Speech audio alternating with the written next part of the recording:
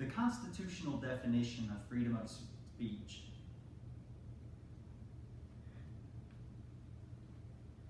The constitutional definition of freedom of speech is the ability to express beliefs and ideas without unwarranted government restriction.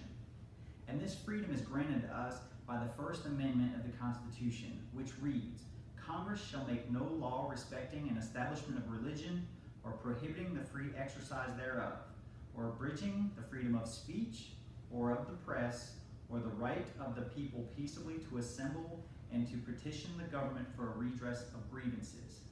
Three issues I'd like to cover today are how our freedom of speech protects us, how it gives us the ability to correct our own injustices, and how it sets us apart as a beacon of freedom to the rest of the world. Protection is a concept that can be illustrated in a variety of ways, but one such way that our freedom of speech protects us is in regards to slander. Slander is the action or crime of making a false spoken statement damaging to a person's reputation. And although it is true that our freedom of speech grants us the ability to say almost anything that we like, it also protects us from others who wish to cause us harm by doing the same. Now, another way that our freedom of speech protects us is that it saves us from a tyrannical government. It was written in the Declaration of Independence that governments are instituted among men, deriving their just powers from the consent of the governed. And even the preamble of the Constitution starts off as "we the people." What we've done here in America is come together as a collection of individuals to limit the power of government control and save ourselves from those injustices. Situations that arise in regards to our freedoms are not quieted, they're not disregarded. Objections are actually promoted, and redress of grievances are allowed. And it is because of our freedom of speech and our ability to redress our grievances that we can correct our own injustices. Now, the Constitution, when it was written, was unfortunately not able to cover all of the situations that would arise in America in the years following.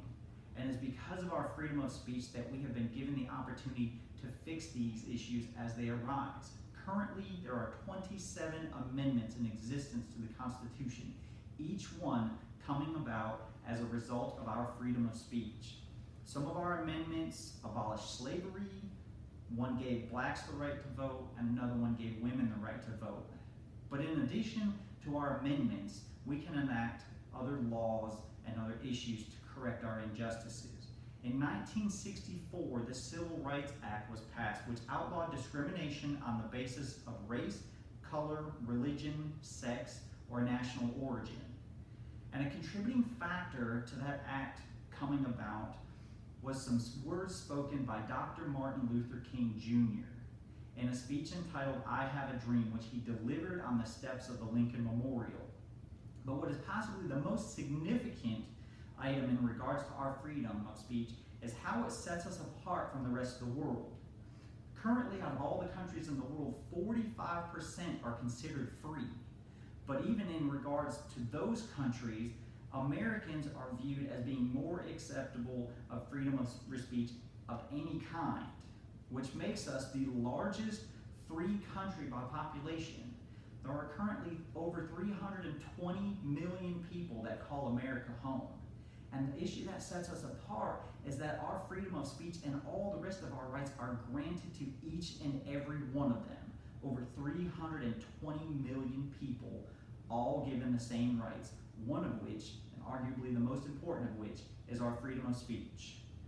So with everything addressed here today, how our freedom of speech protects us, how it gives us the opportunity to correct our own injustices, and how it sets us apart from the rest of the world, it is easy to understand how much better we are as a country as a result of a situation and a freedom that so many of us take for granted. So I urge you to take note of those benefits granted to us by our freedom of speech and not take them lightly, because of those simple rights that we have become the great nation that we are today. Thank you.